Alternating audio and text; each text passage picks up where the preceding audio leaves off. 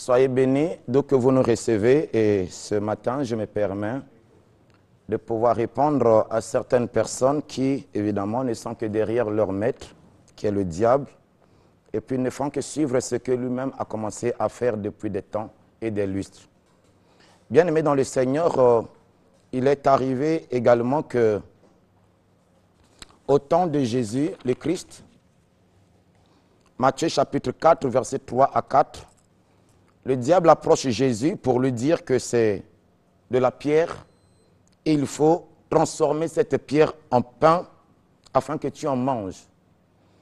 Même Jésus n'a pas évidemment succombé à cette tentation parce qu'on dit le tentateur étant venu. Nous avons également dans Matthieu chapitre 12, que je me permets de lire le verset 39. Matthieu 12, 39, et je me permets de lire cela avant que nous ne puissions évidemment décortiquer le fond de notre message. Matthieu 12, 39, la Bible déclare, il leur répondit, parce que alors quelques-uns des scribes et des pharisiens prirent la parole et dirent, Maître, nous voudrions te voir faire un miracle. C'est ce que certains magiciens ont tenté de me faire comprendre dernièrement, ici même à la sortie de ces studios. Que pasteur, nous voulons te voir faire un miracle. Cette parole n'est pas nouvelle parce que Jésus aussi, les pharisiens, les scribes, lui ont dit la même chose. Mais Jésus leur répondit, une génération méchante et adultère demande un miracle. Il ne lui sera donné d'autre miracle que celui du prophète Jonas. J'ai parlé ici comment est-ce que dans Matthieu chapitre 4, 3 à 4, le diable a tenté Jésus de changer la pierre en pain. Et Jésus n'a pas succombé à cette tentation qui évidemment suscite de l'orgueil, qui cette tentation renvoie l'homme vers le fait de chercher à prouver aux autres qui il est. Notre valeur, la grâce que Dieu nous a donnée ne dépend pas de quelques manipulations de l'Esprit de Dieu. La différence avec l'occultisme, c'est que nous, en tant que chrétiens, nous dépendons de Dieu, de notre Créateur, de notre Roi. Il est d'ailleurs notre Seigneur et notre Sauveur. Alors que l'occultisme, la magie, ils veulent manipuler l'opinion. Ce sont des manipulateurs qui ont pour but de pouvoir créer l'admiration, le fanatisme aveugle.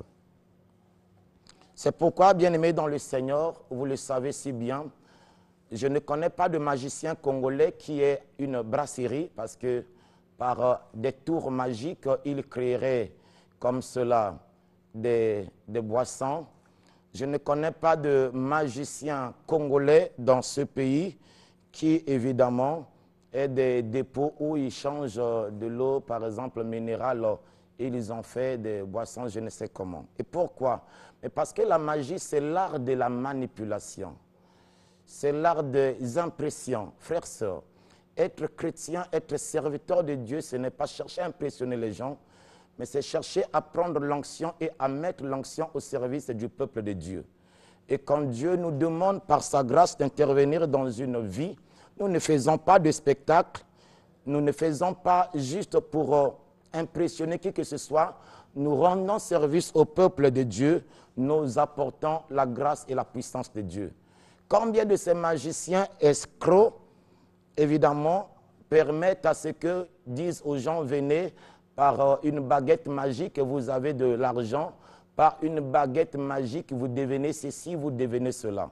Frères et sœurs, vous savez, parfois c'est touchant et ça fait mal. Quand parfois certaines personnes, au lieu d'étudier, vont chez des magiciens chercher des bics magiques. Alors que le magicien qui prétend lui donner un bic magique n'a même pas lui-même, pas parfois un diplôme qui fasse du poids, par exemple, quelque part. C'est pour dire que si le diplôme est une bonne chose et qu'il s'obtenait par un bic quelconque magique, alors tous les magiciens seraient les plus grands diplômés de ce pays. C'est pourquoi je me suis senti choqué, obligé de répondre à plusieurs personnes qui croient que l'onction, c'est une manipulation. Non, frères et sœurs, l'onction, ce n'est pas une manipulation. C'est la magie qui est la manipulation parce que la magie, elle cause la dépravation des mœurs. Vous le voyez bien, tous ces petits bandits dans la rue, parce qu'ils ont été chez un féticheur qui leur a donné quelques gris-gris, ils peuvent même braver l'autorité de la force publique. Et c'est pour cette raison que dans la réflexion que nous avons au plus profond de nous-mêmes, dans le sens de mettre un terme à cette dépravation des mœurs, il est parfois utile qu'on n'arrête pas que les bandits, mais qu'on arrête aussi les féticheurs qui, évidemment, leur donnent un certain entêtement par des fétiches qu'on leur octroie. Donc, c'est pour cette raison qu'en réalité, lorsque notre force publique, lorsqu'elle veut éradiquer un certain nombre de choses, il est si important qu'on arrive parfois à emprisonner et le magicien qui a fait des amulettes à un enfant et celui qui, dans la rue, se croit invincible et sème la terreur dans notre population. Vous le savez très bien, frères et sœurs, au-delà de l'onction, au-delà de la puissance de Dieu, au-delà de ce que Dieu accomplit parmi les uns et les autres ici en société, l'Église, la religion, d'ailleurs l'Église n'est pas la religion, mais je parle de l'Église.